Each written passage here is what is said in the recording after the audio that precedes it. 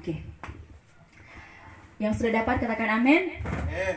Mari sama-sama kita bacakan Efesus 4 ayat 17 hingga ayatnya yang ke-32.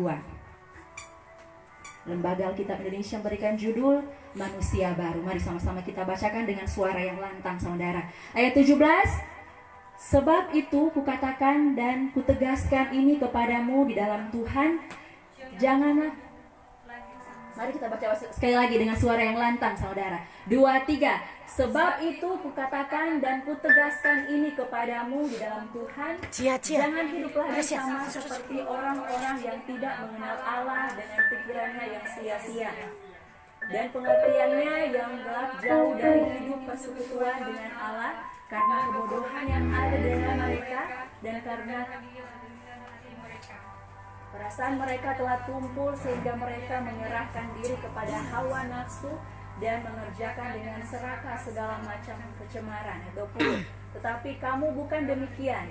Kamu telah belajar mengenal Kristus, karena kamu telah mendengar dan menerima pengajaran dalam Dia menurut kebenaran yang nyata dalam Yesus, yaitu bahwa kamu berhubung dengan kehidupan kamu yang dahulu harus meninggalkan manusia lama yang kebinasaan oleh hawa nafsu yang menyesatkan, supaya kamu dibaharui dalam roh dan pikiranmu dan mengenakan manusia baru yang telah diciptakan menurut kehendak Allah di dalam kebenaran dan kekudusan yang sesungguhnya. Karena itu buanglah dusta dan berkatalah benar seorang kepada yang lain, karena kita adalah sesama anggota. 26. Apabila kamu menjadi marah, janganlah kamu berbuat dosa. Janganlah matahari terbenam sebelum padam amarahmu, dan janganlah beri kesempatan kepada iblis. Orang yang mencuri, janganlah ia mencuri lagi, tetapi baiklah ia bekerja keras dan melakukan pekerjaan yang baik dengannya, supaya ia dapat membagikan sesuatu kepada orang yang berkekurangan. Ayat 9. Janganlah ada perkataan kotor keluar dari mulutmu, tetap yang baik untuk membangun di mana perlu, supaya mereka yang mendengarkannya beroleh kasih karunia. Dan janganlah kamu mendukakan Roh Kudus Allah yang Allah memerintahkan kamu menjelang hari penyelamatan. Ayat 31. Segala kepahitan, kegeraman, kemarahan, pertikaian, dan fitnah hendaklah dibuang dari antara kamu, demikian pula segala kejahatan. Ayat 32. Tetapi hendaklah kamu ramah seorang terhadap yang lain, penuhi kasih mesra, saling mengampuni, sebagaimana Allah di dalam Kristus telah mengampuni kamu. Haleluya. Nah, saudara, di hari ini saya rindu untuk membagikan khotbah tentang yang namanya kepahitan, pahit hati, akar pahit, pokoknya semua tentang kepahitan hati, saudara. Ya, hari-hari ini tentunya, saudara, hari berganti hari, bulan berganti bulan, tahun pun berganti tahun, dari virus satu ke virus satu, saudara. Kalau beberapa tahun lalu kita sempat dengar ada virus flu babi, flu burung. Nah, semua itu telah berlalu, saudara. Sekarang ada virus corona dan kita percaya juga virus ini akan berlalu. Amin, amin. Nah, saudara, hari berganti hari, bulan berganti bulan, kemudian tahun berganti tahun. Ini menandakan bahwa segala sesuatu itu akan berakhir, saudara, akan berlalu dan akan tergantikan dengan suasana yang baru juga, saudara. Nah, dari hal-hal yang sudah berlalu, saya mau tanya, saudara, bagaimana dengan suasana hati kita, saudara? Mungkin pernah di antara kita pernah kepahitan di masa lalu. Mungkin ada orang-orang, jangan jauh-jauh, keluarga kita sendiri mungkin pernah mendukakan hati kita. Saudara-saudara kita, rekan kerja kita mungkin, rekan pelayanan kita mungkin, ada yang mendukakan hati kita. Nah, bagaimana dengan hidup kita, bagaimana dengan hati kita, saudara, sekarang, saudara? Apakah kita sudah melupakan hal itu, atau kita menganggap itu hanya mendiamkannya dan seolah-olah tidak terjadi apa-apa, saudara? Coba mari kita koreksi hati kita, saudara. Apakah masih ada rasa kepahitan, rasa dendam, rasa benci itu? Coba kita introspeksi diri kita, saudara. Apakah masih ada hal itu? Bagaimana dengan keadaan suasana hati kita? Apakah kita sudah mengalami perubahan? Kalau virus saja sudah berubah-ubah, sudah mengalami perubahan, apakah hati kita, saudara, sudah mengalami perubahan? Amin. Iya, mungkin saudara, banyak sekali orang-orang yang mendukakan hati kita, saudara. Saya pernah mengatakan bahwa semua orang yang hidup di dunia ini berpotensi untuk mendukakan hati kita. Tidak peduli siapapun orang-orang terdekat kita. Nah, tergantung hati kita, saudara, apakah kita mau tersakiti atau tidak. Amin. Amin. Nah, saudara, saya mau bersaksi sedikit bahwa tentang kepahitan ini, saudara. Saya dibesarkan dari keluarga yang kalau mau dibilang penuh dengan kepahitan, saudara. Bukan keluarga inti kami, tapi keluarga kakak beradik dari mama. Mereka ini hidup mereka penuh dengan kepahitan, saling membenci satu sama yang lain. Apalagi mama adik yang paling kecil ini, yang paling bungsu. Semua dorang kakak adik bakal lain, saudara. Tidak ada rasa damai di antara keluarga satu sama lain.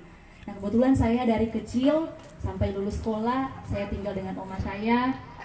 Saya kebetulan oma tinggal dengan kakak mama adik yang paling kecil ini, saudara. Nah, semua kakak-kakaknya ini, saudara, membenci dia karena sikapnya yang egois, yang mau menang sendiri, dengan beranggapan bahwa cuma dia yang betul di antara DP kakak-kakak yang lain.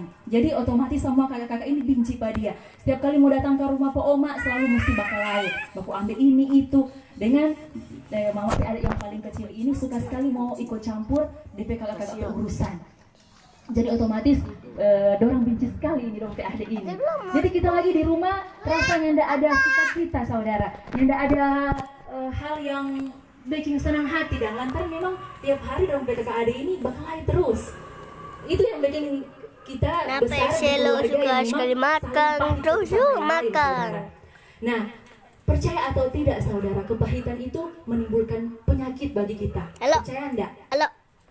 Saya mau suka pakai masker dia itu. Fakta, saudara. Nah, akhirnya karena hidupnya ini kepahitan, saling membenci satu sama yang lain, akhirnya mama ini satu benjolan di belakang masker sini. dia itu. Timbul satu benjolan di belakang sini. Itu. Dan semakin hari benjolan itu makin membesar, saudara.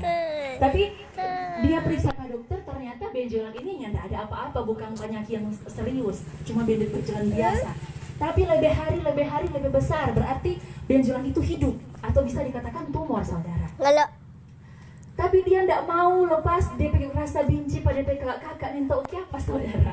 Apalagi pas opa meninggal, ini DP rasa benci pada DP kakak ini lebih menjadi lantaran pembagian harta, saudara. Saya bukan mau mengumbarkan keluarga saya, saudara, tidak. Tapi saya mau bersaksi bagaimana perubahan dari tante saya ini, saudara. Nah, ketika pembagian harta sudah dibagi-bagi, otomatis yang belum kawin dengan yang paling tua yang dapat lebih banyak, saudara. Nah, di sini kakak yang paling tua dapat sekian, dan dia ini dapat bagian yang paling kecil, saudara. Dia bagian yang paling kecil dan dia tidak terima. Apalagi pas mama mau jual itu harta bagian for mama, for mau biayai kakak kuliah. Tuh dia marah sekali, dia benci sampai dia merontak ke rumah, saudara. Nah, itu yang bikin dia kepahitan, dengan DP kakak-kakak juga kepahitan pada dia. DP hidup penuh dengan rasanya tidak tenang, saudara. Dia berpikir bagaimana mungkin kita yang ada urus mama dengan papa atau oma dengan opa, tapi oma dengan opa siapa dapat cuma yang paling sedikit kok yang tidak adil dan rasanya for dia. Jadi dia meronta-ronta, saudara. Dia mau keadilan, saudara. Nah, satu ketika, saudara, kemudian dia menyadari dari bengkakan ini semakin besar, saudara, besar sekali sampai dia pakai baju besar, tetap kentara, saudara. Nah, satu ketika dia bersaksi bahwa ada seseorang yang menyuruh dia untuk berdamai dengan kakak-kakaknya supaya dari penyakit ini baik, saudara. Dan ketika dia berubah atas keinginan orang lain, perubahannya ini sia-sia, saudara. Bukan dari dalam hatinya sendiri, saudara. Nah, Kemudian beberapa hari ini kita dengar dari mama, tanya mama, kamu bagaimana Jodang? Tante ini berubah jadi ya. Mama bilang, oh, puji Tuhan sekarang dia sudah lebih berubah, so bagus deh kalau sekarang senyap sama di hari.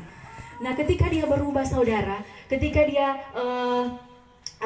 mau membuka hatinya, mau merendahkan hatinya untuk memaafkan dan berdamai dengan kakak-kakaknya, di situ ada pemulihan saudara. Ketika saya lihat baru-baru di sosial medianya dia panggil DP kakak-kakak semua, dia datang berdoa, dia minta maaf saudara.